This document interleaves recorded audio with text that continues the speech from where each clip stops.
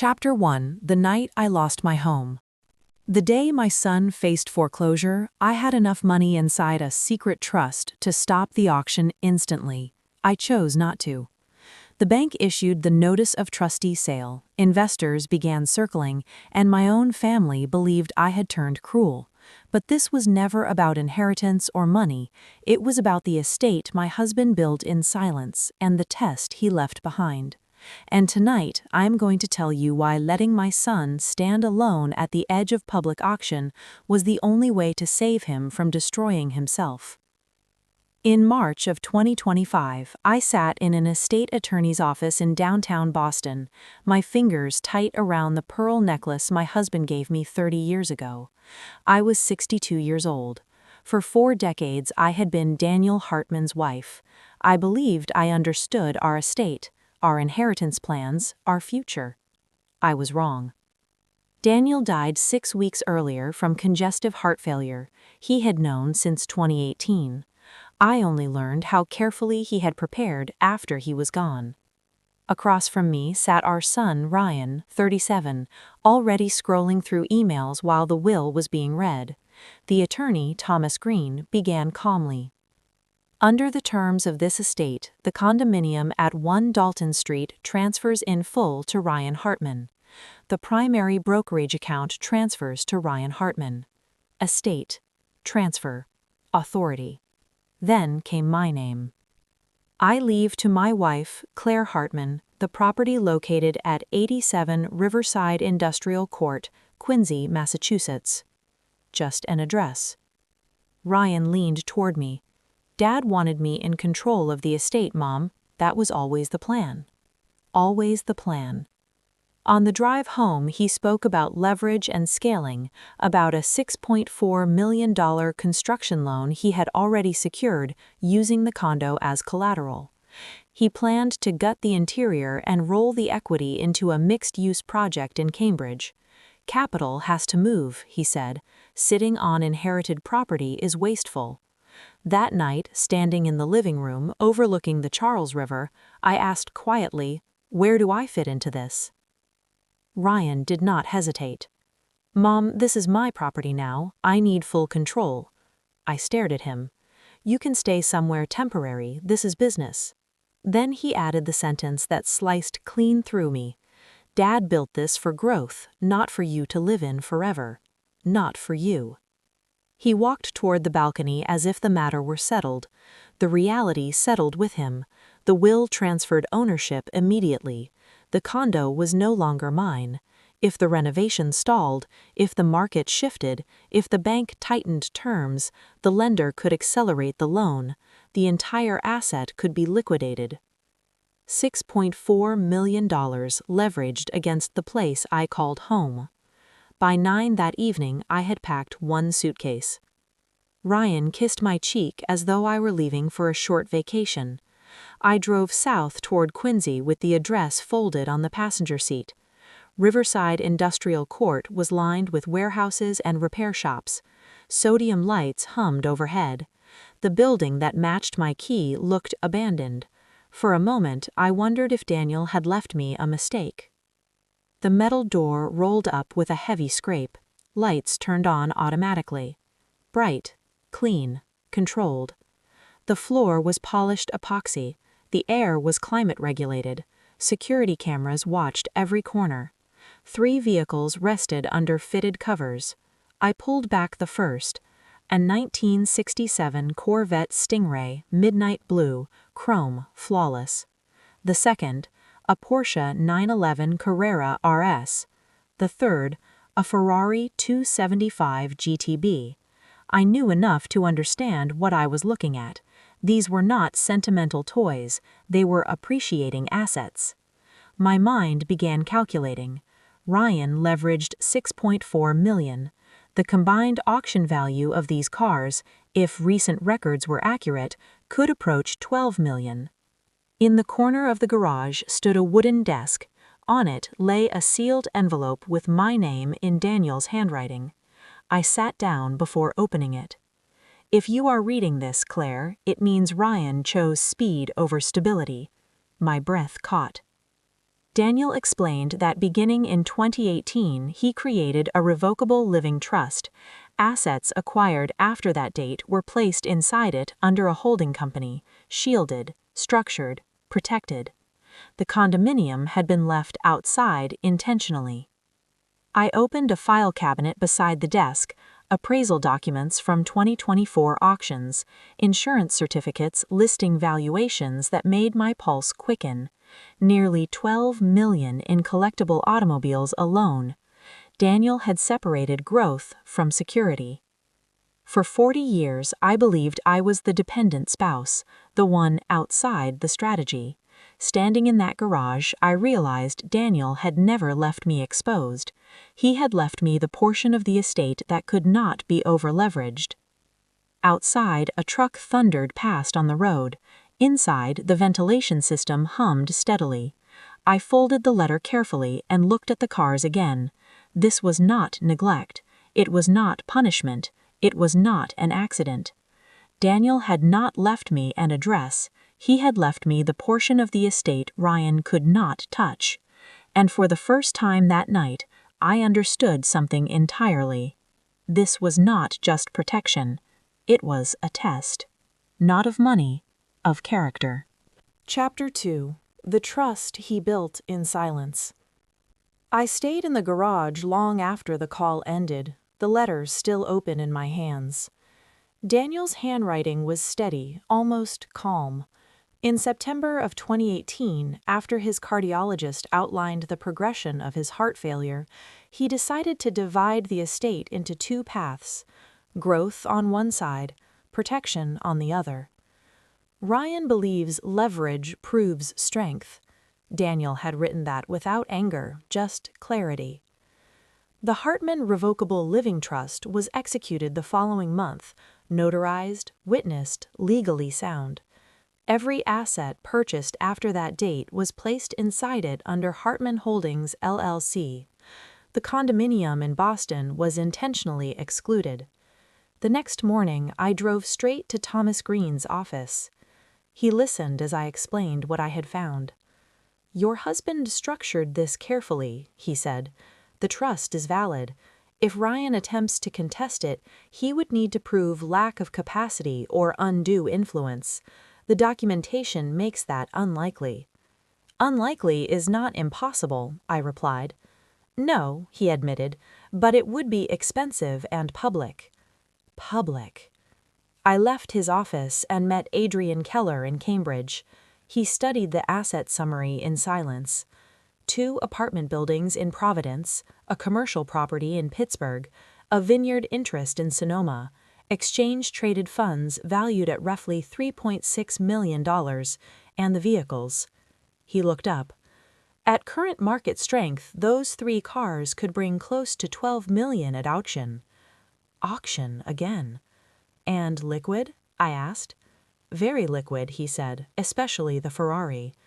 That afternoon, my phone rang. "Mom, we need to talk," Ryan said. "About the trust." "About everything." His voice carried an edge I had not heard before. "You knew Dad was moving assets." "No," I said, "I did not." He let out a short laugh that did not sound amused. "You expect me to believe he created a holding company and never mentioned it to you?" "Yes." There was silence. Then he said it. "You always stood behind him. Now you are standing in front of me." The accusation lingered. "Your father made those decisions years ago," I said, "before you leveraged the condo." "Do not say leveraged like it is a crime." "Then tell me what it is." "It is strategy." I took a breath. "Did the bank send you a deadline?" Another pause. "We received a notice of default 34 days ago." 34 days. "How long until the next action, Ryan?" 60 days from the notice date, he said. "If the arrears are not cured by then, the bank can record a notice of trustee sale. After that, they can schedule the condo for public auction in as little as 21 days. 21 days. So in less than 3 months, our home could be sold to the highest bidder on courthouse steps." "It will not get that far," he said quickly. You are already 1/3 of the way there." He did not answer. "The San Jose development hit a regulatory hold," he continued instead. "Environmental review, water discharge compliance. One of the major investors has given us 14 days to demonstrate additional liquidity, or he withdraws." Withdraws? If he pulls out, I asked, then the financing stack collapses. The bank gets nervous. They move faster. Faster than 90 days? Was. That evening, I drove back to Quincy. The garage door rolled up, lights flooding the space. The Corvette gleamed. The Porsche sat perfect and silent. The Ferrari seemed almost alive beneath the brightness. My phone buzzed before I could sit down. "You are there," Ryan said. "Yes. You are looking at capital that could stop this." "Stop what?" "The spiral." I walked toward the desk, my heels echoing against the epoxy floor. "Be specific, Ryan." "If we inject $2 million immediately, the investor stays. The bank sees strength. The default can be cured. The auction never happens." $2 million. From where? From assets that are not doing anything. The phrase again. "You mean the cars?" He hesitated only a second. "One of them, temporarily." "You want me to liquidate trust assets to cover debt outside the trust." "I want you to protect your son." The words were softer now, almost pleading. "If the bank records the notice of trustee sale, the media could pick it up. Foreclosure of a prominent development firm. It will be public record. Do you understand that?" "Yes," I said quietly. "I do." There was paper rustling on his end. "Melissa sent an email," he continued. "If we do not confirm liquidity within 14 days, they withdraw." My phone vibrated with a new notification. I glanced at the screen. "Capital withdrawal pending confirmation. 14-day deadline." My hand tightened around the phone. I felt something inside me snap, not loudly, but decisively. I placed the phone on the desk harder than I meant to. The sound echoed through the garage. "You always trusted Dad more than you trust me," Ryan said. "This is not about trust." "It feels like it." I walked slowly around the Ferrari, my fingers brushing the cool metal of its hood for the first time. "Your father separated these assets for a reason. Because he did not believe in me. Because he understood risk." The silence stretched. "If the condo goes to auction," Ryan said, "it will not just be a property loss. It will be humiliation. Public. Everything he built under his name could unravel. Everything he built." I looked at the appraisal documents, the notarized trust, the careful dates from 2018 forward.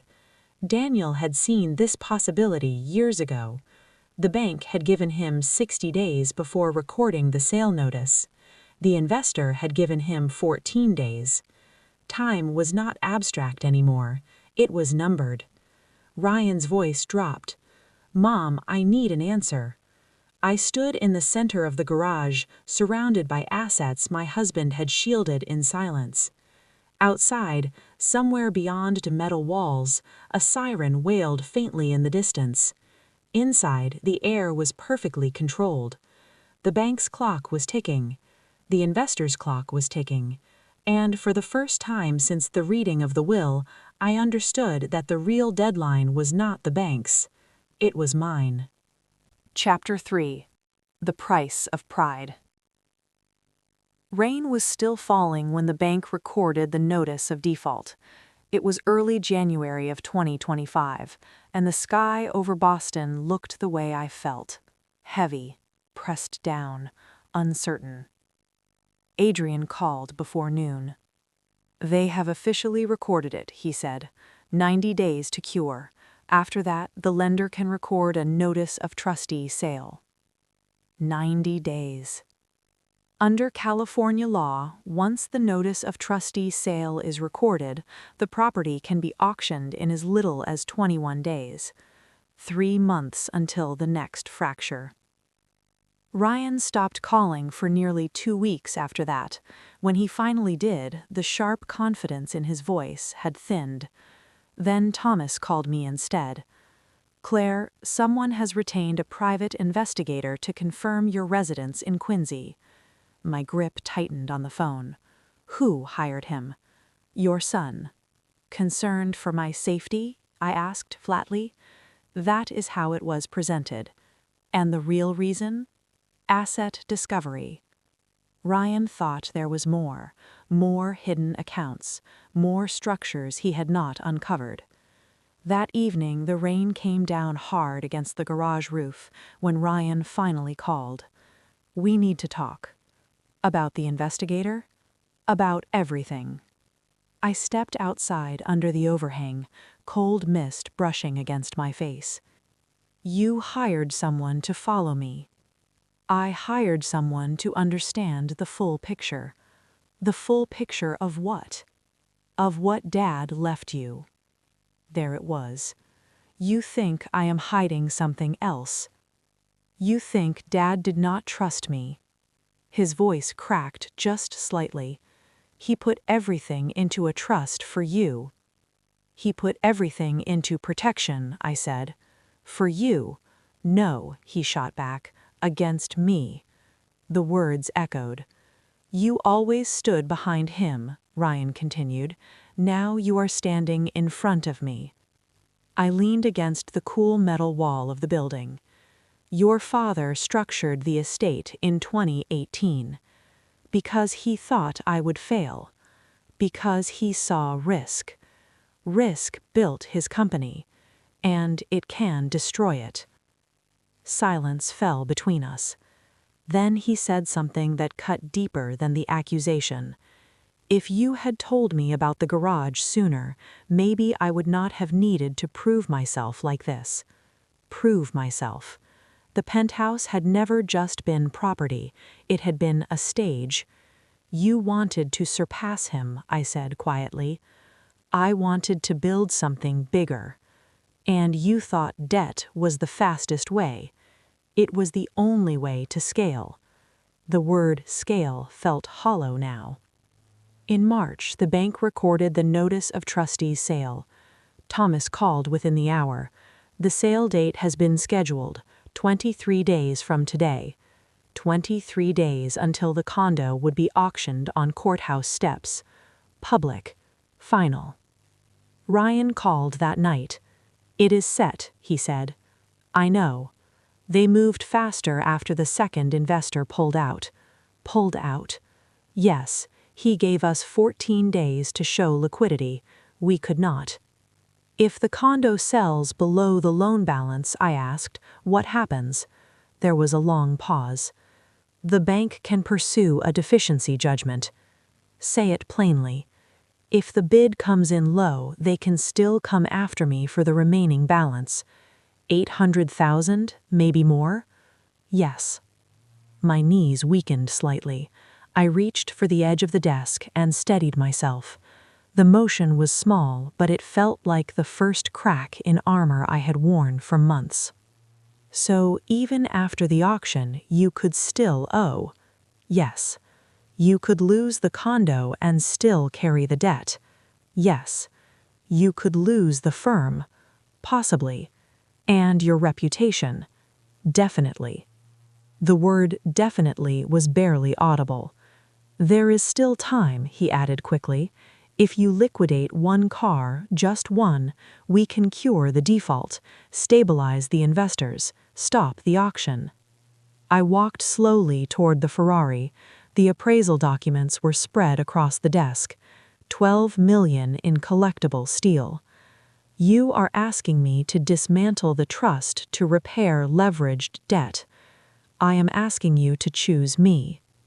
Outside, the rain softened, but the words hung heavy. "Choose you over what?" "Over him." The simplicity of it stunned me. "You are still choosing Dad, even now." I closed my eyes for a moment. "This is not about choosing your father." "It feels like it," he said. "You would rather let me fail than admit he was wrong." The sentence landed like a blow. Your father was not wrong to protect the estate, and I am wrong to try to grow it. You are wrong to gamble it. Another silence. Mom. Yes? I do not know what to do. The bravado was gone. No strategy, no leverage talk, just fear. For the first time since the will was read, I heard the boy beneath the ambition. If the sale goes through, he continued, it won't just be a foreclosure, it'll be public record, auction listings, industry chatter, clients pulling away. Everything I built under my name could collapse. Everything I built. You built it on borrowed time, I said softly. The bank has 23 days. I looked at the calendar pinned beside the desk. 23 small squares. The investor gave you 14 days. Yes, and you gave yourself how many before you leveraged the condo? He did not answer. I reached for the Ferrari keys resting in the drawer, cold metal pressed against my palm. I did not lift them fully, just held them there, feeling their weight.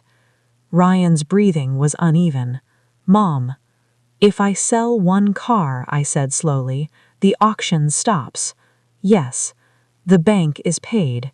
Yes. The investors return. Yes. And what stops you from doing this again? Silence. Outside, the rain faded to a thin mist. Inside, the garage remained steady, climate-controlled, untouched by panic. I looked down at the keys in my hand. The clock from the bank was ticking. The clock from the investors was ticking. But the sound I heard most clearly was my son's breathing on the other end of the line. And I knew that whatever I chose next would not only determine the fate of a condo on courthouse steps, it would determine whether the lesson his father built in silence would finally be understood. I tightened my grip on the keys, but I did not move. Chapter 4. The Condition. Dust hung in the air when I stepped back into the penthouse. The hardwood floors were gone. The marble island was wrapped in plastic. Exposed wiring ran along the ceiling like nerves. Through the glass walls, the Boston skyline still shimmered, calm and distant, but inside the room, everything felt stripped of illusion. Ryan stood near the balcony doors, sleeves rolled up, jaw tight. "You came," he said. "You asked me to." He gestured around us. In 23 days, strangers could walk through here. Auction tags, trustee announcements, cameras. Do you understand that? I walked across the raw concrete, the sound of my steps echoing sharply. I understand exactly what an auction looks like. He studied me. Then sell one car, cure the default, stop this before it becomes public. Public? In less than a month, bidders could stand in this very room with folded brochures, whispering about square footage and resale potential. A trustee could read out my son's name in front of strangers. The gavel could fall where we once celebrated anniversaries. "If I sell one car," I said calmly, "what changes?" He frowned. "The bank gets paid, the sale stops." "That is not what I asked."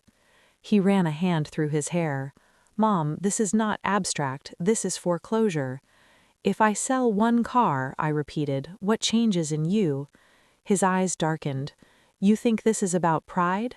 I think this is about ego." "Pride built this place," he snapped. "Pride leveraged it," I answered. He stepped closer. "You are enjoying this, are you not, watching me bend?" The accusation cut. "You believe I waited for this moment. You think I always believed I was not ready." I did not look away. "I believed you were untested." "That is the same thing." "No," I said, "it is not." He turned and kicked a loose plank across the floor. It scraped loudly, bouncing off an exposed beam.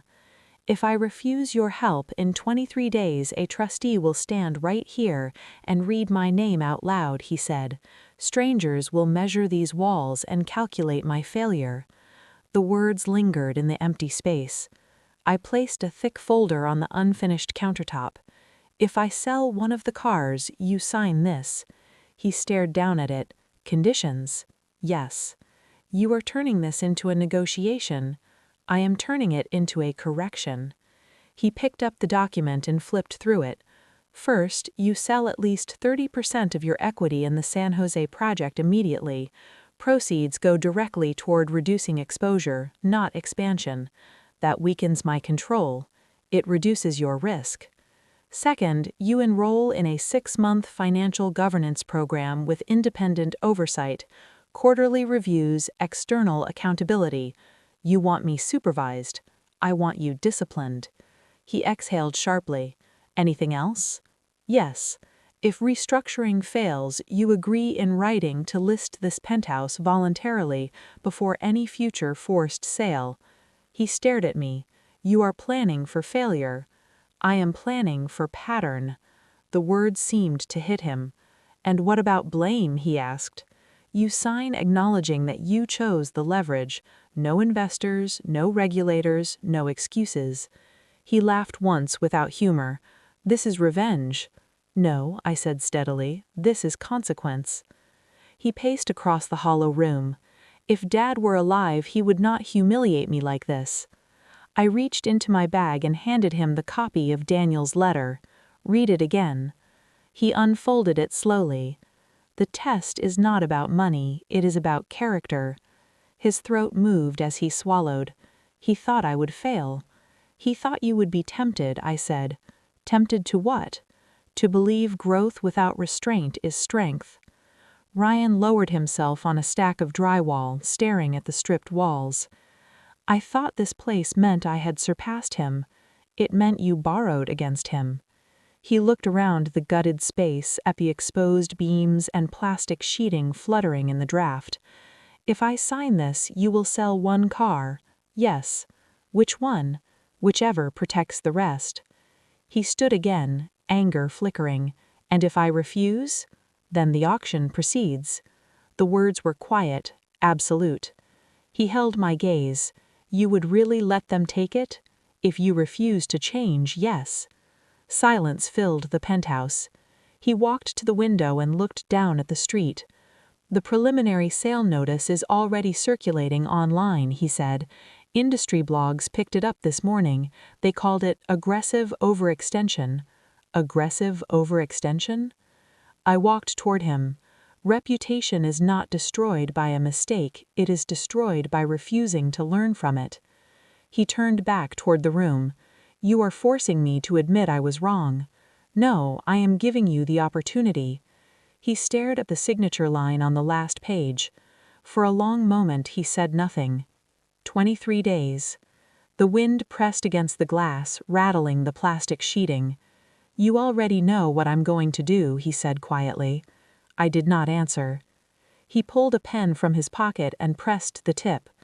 If I sign this and sell part of my equity and accept oversight and agree to list this place if it fails, then what?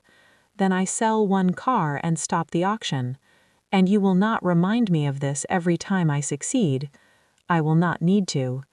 He stepped to the makeshift counter and placed the document flat against the bare surface. The room felt smaller, tighter, as if the walls were leaning inward. He lowered the pen toward the page. In 23 days, a trustee could stand where you are, I said quietly. The gavel could fall right here. His hand paused. The silence stretched. Outside, traffic moved below, unaware. Inside, the pen hovered just above the signature line. And then, slowly, his hand began to shake. Chapter 5. Karma with Dignity. The pen did not fall. Ryan steadied his hand, exhaled once, and signed his name. The sound of ink moving across paper cut through the empty penthouse louder than the wind outside. When he finished, he did not look at me. He stared at his signature as if it belonged to someone else. It is done, he said quietly. No, I replied. Now it begins. In the weeks that followed, every condition moved from paper to reality. Ryan sold 30% of his equity in the San Jose development to a larger firm at a reduced valuation. It cost him control, it cost him pride, but it injected enough capital to cure the default before the trustee sale could proceed. The auction was canceled. There was no trustee standing in the living room, no strangers measuring walls, no gavel falling where we once celebrated birthdays. But the penthouse did not survive untouched. By June of 2025, as agreed, Ryan listed it voluntarily. The market had cooled and the final sale price came in lower than he once projected, but it was enough to fully satisfy the construction loan and eliminate the risk of a deficiency judgment. There would be no foreclosure record attached to his name, no public auction archive with strangers bidding on his overextension. The same pen that once hovered above a signature line now signed closing documents with steadier hands. After the sale, Ryan moved into a smaller condominium in Cambridge. The San Jose project continued under stricter oversight and reduced scope. He enrolled in the 6-month financial governance program without protest, quarterly reviews, independent reporting, external accountability. He stopped using the word scale, he started using the word sustainability. As for the trust, it remained exactly where Daniel placed it, structured, protected, under my stewardship. In July, I consigned 2 of the vehicles to a Monterey auction house. The Ferrari drew international bidders. The Mercedes followed with strong interest. After fees, the combined proceeds totaled just over $8 million. I kept the Corvette, not because it was the most valuable, because it was the first one I uncovered the night I thought I had lost everything. Sometimes preservation matters more than liquidation. One afternoon, while reorganizing the safe behind the old photograph Daniel and I took in Florence decades ago, I noticed a thin envelope wedged in the back corner. I almost missed it. My name was written on it in his handwriting. Inside was a second letter, shorter than the first. If he chooses humility, give him opportunity, but never return control. Protection is love, surrender is not. I sat down on the concrete floor of the garage and read it twice. Daniel had not built the trust to divide us. He built it to test us. Opportunity, not control. That distinction became the foundation of everything that followed. By autumn, I relocated permanently to Carmel, California. The Pacific stretched wide and indifferent, waves folding into themselves without apology. I established the Hartman Financial Literacy Initiative, a nonprofit focused on women over 50 who had trusted spouses or partners with estate structures they did not fully understand. We spoke about revocable trusts, about inheritance planning, about foreclosure risk, about how leverage can quietly threaten what feels permanent. We broke down loan documents line by line. We explained deficiency judgments in plain language. We removed the mystery from money. At the first workshop, a woman in her late 60s stayed behind after everyone left. I did not know my name was not on anything, not the house, not the accounts, not the business. I recognized the tremor in her voice. Knowledge is not revenge, I told her. It is protection.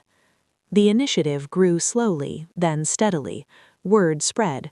Women brought friends, daughters, sisters. Financial independence is not loud, it is deliberate. Ryan visited Carmel that winter. We walked along the shoreline in silence before he finally spoke. "I used to think you wanted me to fail," he said. "I wanted you to see." He nodded, eyes on the horizon. "The program has been harder than I expected. They make you justify every projection, every assumption. That is what your father did quietly." He kicked at the sand. "I thought the penthouse meant I had surpassed him. It meant you borrowed against him," I said gently. He gave a small nod. "I do not blame you anymore. I do not blame you either." The ocean wind moved between us. cool and clean. He looked at me differently now, not as an obstacle, not as an opponent, as a boundary. The trust remained under my control. He never asked it back, not once. He built his projects differently now, smaller leverage, slower timelines, fewer headlines, stronger foundations. One evening, I stood alone on the Carmel shoreline as the sun slipped beneath the Pacific. The sky burned orange and then softened to gray.